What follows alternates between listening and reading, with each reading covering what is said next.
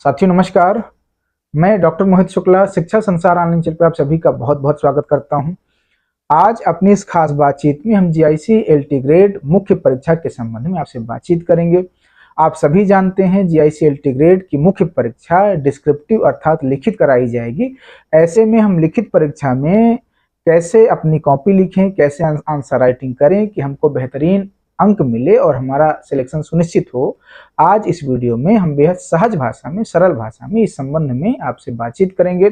बातचीत शुरू करने से पहले अगर आप चैनल पर नए हैं तो चैनल को आप जरूर सब्सक्राइब कर लें। ये बातचीत शुरू करते हैं।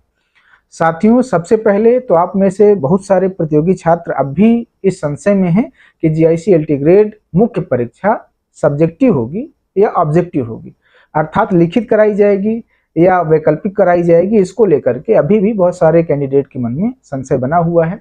आपको बता दें, जीआईसी एलटी ग्रेड की मुख्य परीक्षा लिखित मोड में ही कराई जाएगी।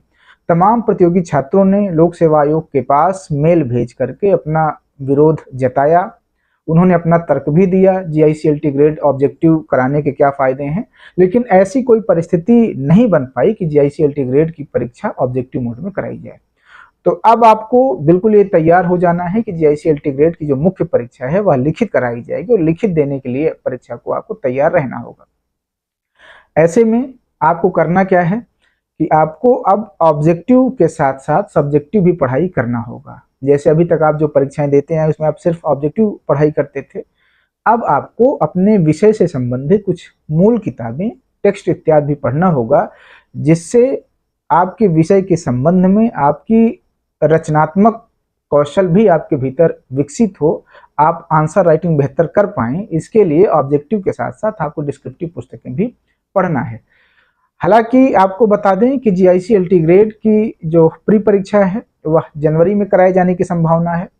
मुख्य परीक्षा अप्रैल में कराई जाएगी। बीच में 3-4 महीने का समय आपको मिलेगा, लेकिन आपको ये बात दिमाग से निकाल देना है कि जो समय प्री परीक्षा पास करने के बाद मेंस देने से पहले मिलेगा उसमें आप तैयारी करेंगे। अब आपको अभी से प्री और मेंस दोनों एग्जाम की तैयारी साथ साथ करना होगा। जी हाँ, प्री और मेंस दोनों एग्जाम की तैयारी आपको साथ साथ करना होगा। आप ऑब्जेक्टिव भी पढ़ें और ऑब्जेक्टिव पढ़ने के साथ साथ आप समय निकालकर डिस्क्रिप्टिव पुस्तकें भी पढ़ें, तब जाकर के आपका कल्याण होगा। सबसे पहले आपको बता दें कि अगर आपकी लिखने की स्पीड कम है, जी हाँ, अगर आपकी लिखने की स्पीड कम है तो बहुत मुश्किल है कि आप मेंस क्वालिफाई कर पाएं, क्योंकि अगर हम फैक्ट पर बातचीत करें तो 3 घंटे में कम से कम 40 पेज लिखने होंगे। 1 मिनट में अगर आप 20 से 25 शब्द लिख लेते हैं, 8 मिनट में अगर आप 200 शब्द लिख लेते हैं, तभी यह संभव है कि आप 3 घंटे में 40 पेज लिख पाएं। अगर आपकी स्पीड तेज नहीं होगी लिखने की तो बहुत संभावना है कि आप पूरे प्रश्न नहीं अटेम्प्ट कर पाएंगे। जो भी कैंडिडेट पूरे प्रश्न अगर नहीं अटेम्प्ट कर पा रहे हैं पेपर में, मुख्य परीक्षा में, तो वो सिलेक्शन से स्वाभाविक रूप से दूर हो जाएंगे। आपको ये बात समझना होगा। अभी से आपको ऑब्जेक्टिव पढ़ना है, डिस्क्रिप्टिव भी पढ़ना है और साथ ही साथ आपको अपने लेखन की स्पीड बढ़ानी है, क्योंकि 3 घंटे में हमने आपको बता दिया कि एक एवरेज मानकर आप चलिए कि 40 पेज आपको लिखना होगा। 1 मिनट में आपको 20 से 25 शब्द लिखने का अभ्यास डालना होगा, तभी आप आंसर राइटिंग कर पाएंगे, सारे प्रश्नों को आप हल कर पाएंगे। दूसरी बात, लेखन शैली को आप के संबंध में आपको बता दें कि यदि आपकी राइटिंग अच्छी नहीं है तब भी बहुत संभावना है कि जिस कैंडिडेट की राइटिंग अच्छी है वह लिखित परीक्षा में आपसे बेहतर अंक पाएगा। इसलिए आपको अपने हैंड राइटिंग पर भी काम करना है। आपकी राइटिंग सुपाठ्य हो, सुपाठ्य होने के साथ साथ अच्छी राइटिंग होगी तो उसका बेनिफिट आपको मिलेगा। सपोज करिए अगर आप दीर्घ उत्तरीय प्रश्न लिख रहे हैं 12 नंबरों का, जिस कैंडिडेट की राइटिंग आपसे बेहतर है, बहुत स्वाभाविक है कि वह 1 अंक या 1/2 अंक, आधा अंक आपसे ज्यादा हर क्वेश्चन में पाएगा। और पूरे अगर आप प्रश्न पत्र का जोड़ लें तो एक एवरेज में बता रहा हूं कि 5-7 नंबर उसकी संभावना ज्यादा रहेगी आपसे पाने की। 10 नंबर तक भी आपसे ज्यादा पा सकता है। और आप जानते हैं कि जहां पर सिलेक्शन के लिए एक नंबर भी महत्व रखते हों, वहां पर 8-10 नंबर की कितनी अहमियत होती है। इसलिए आपको अपने लेखन की स्पीड के साथ साथ आपको हैंड राइटिंग पर, सुंदर लेखन पर भी आपको काम करना होगा, तभी आपका सिलेक्शन GICLT ग्रेड में संभव हो पाएगा। अब आपको बता दें कि आप लोग अवगत हैं, GICLT ग्रेड में 20 प्रश्न आपसे पूछे जाएंगे मुख्य परीक्षा में। 10 प्रश्न अति लघु उत्तरीय होंगे, या जिसको आप लघु उत्तरीय कह सकते हैं, सॉरी 10 प्रश्न लघु उत्तरीय होंगे। लघु उत्तरीय प्रश्नों के लिए 80 नंबर निर्धारित हैं। यहाँ पर एक प्रश्न 8 नंबरों का होगा और आपको 125 शब्दों में इसका उत्तर देना होगा लघु उत्तरीय प्रश्नों का। दीर्घ उत्तरीय प्रश्न भी आपसे 10 पूछे जाएंगे।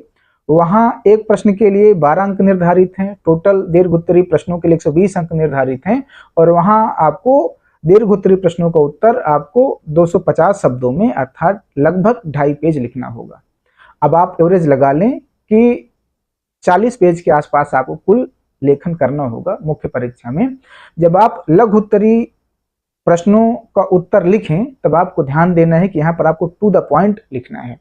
आपको बेवजह भटकाव से बचना है। पता लगा कैंडिडेट के द्वारा किया क्या जाता है कि भूमिका और निष्कर्ष पर इतना ध्यान दिया जाता है कि मूल बातें जो आपको लिखनी है वह छूट जाता है। तो आपको जब आप लघु उत्तरीय प्रश्न हल करें तो 2 लाइन में आप भूमिका बता दें, बीच में जो प्रश्न पूछा गया उसका उत्तर आप पूरा एकदम टू द पॉइंट लिखें और अंत में 2 लाइन में आपको निष्कर्ष बता करके खत्म कर देना है। मान लीजिए आपसे, अगर आप हिंदी के विद्यार्थी हैं और आपसे देवनागरी लिपि की विशेषताएं पूछा जा रहा है, उसमें बाकायदे पूछा जाएगा कि देवनागरी लिपि की 5 विशेषताएं बताइए, तो आपको 2 लाइन में देवनागरी लिपि है क्या वो बताते हुए सीधे टू द पॉइंट देवनागरी लिपि की विशेषताएं बता देना है और विशेषताएं बताने के पश्चात आपको 2 लाइन में निष्कर्ष दे देना है। जब आप दीर्घ उत्तरीय प्रश्नों का जवाब दें तो आपको ध्यान रखना है कि दीर्घ उत्तरीय प्रश्नों के लिए 250 शब्द निर्धारित हैं। आपकी कॉपी में ही लगभग 2.5 पेज का स्पेस छूटा रहेगा। वहां पर आपके पास इतना अवकाश रहता है, इतना समय रहता है कि आप उसका उत्तर विस्तृत रूप से दे सकते हैं। आप कम से कम 4-5 लाइन भूमिका लिखें, उसके बाद जो भी प्रश्न में पूछा गया है उसको लिखें, कोटेशन लिखें, उससे संबंधित चीजें अगर किसी अन्य विषय में आपने पढ़ा है उसको भी आप लिखते हुए तब आप अपना निष्कर्ष वहां पर दे सकते हैं। लेकिन ध्यान रखें कि आपको स्पीड पर ध्यान रखना है, स्पीड से लिखना है। बेवजह बेकार की चीजें लिखने से आपको बचना है, क्योंकि जब आप लेखन आरंभ करते हैं और कोई किसी प्रश्न का उत्तर अगर आपको अच्छे से आता रहता है तो उसको आप लिखने में इतना समय दे देते हैं कि आपके अन्य प्रश्न छूट जाते हैं। तो सभी प्रश्नों को एक बराबर समय देते हुए एक समान अधिकार से आपको सारे प्रश्नों का उत्तर देना है। अगर आप किसी प्रश्न को उत्तर ज्यादा लिखने का प्रयास करेंगे तो आपका समय भी बेकार होगा और वहां पर स्पेस भी आपको ज्यादा लिखने के लिए नहीं मिलेगा। ऐसे में आपके प्रश्न छूट जाएंगे और आपको नुकसान उठाना पड़ेगा नंबरों का, जो आपको सिलेक्शन से दूर ले जाएगा। यहाँ ये भी स्पष्ट कर दें कि लोक सेवा आयोग के द्वारा जो मुख्य परीक्षा ली जाएगी उसमें आपको प्लेन कॉपी मिलेगी, लाइनिंग वाली कॉपी नहीं मिलेगी। तो अगर आपका अभ्यास प्लेन कॉपी पे लिखने का नहीं है तो प्लेन कॉपी पर लिखने का भी अभ्यास आप डाल लें। साथियों, ये कुछ जरूरी टिप्स थे, जरूरी बातचीत थी GICLT ग्रेड की मुख्य परीक्षा को लेकर। हम इसी तरह से आपका मार्गदर्शन करते रहेंगे समय समय पर। GICLT grade, UP TGT PGT या अन्य जो भी टीचिंग एग्जाम होता है उसके संबंध में जो भी नई अपडेट होगी उस अपडेट को आपसे साझा करने के साथ साथ आपका मार्गदर्शन करने का भी कार्य किया जाएगा। आज की वीडियो में इतनी ही बातचीत। आप भी शिक्षा संसार ऑनलाइन चैनल से जुड़ें, चैनल को अपना प्यार दें, सहयोग दें। धन्यवाद साथियों, नमस्कार।